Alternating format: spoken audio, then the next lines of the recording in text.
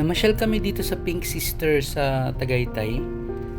Napakaganda ng lugar. Ito yung entrance nila. Ayan. Pababa na kami. Ganda ng chapel eh. Pero kasi bawal mag-camera at mag-shoot dun sa loob ng simbahan. So hanggang labas lang talaga kami. Pero anyhow, yung purpose talaga na pagpunta namin dito ay magpasalamat.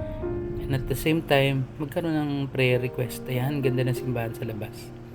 So hanggang dyan lang yan. Hindi kami pwedeng pumasok na pumakita ka ng guard na may mga camera. Which is okay lang naman to keep the solemnity at hindi pwedeng nakaka-istorbo dun sa mga nagdadasal ng mga Pink Sisters. Ganda na lugar. So inikot na rin namin.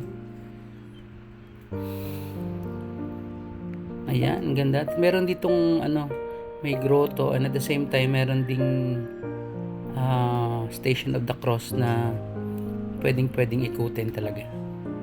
Napaka peaceful at napakaganda ng lugar. Nature trip. Ayan, nag-enjoy din naman yung asawa ko kaya maraming salamat Lord sa mga blessing. Ayan makita mo lang yan, blessing na eh.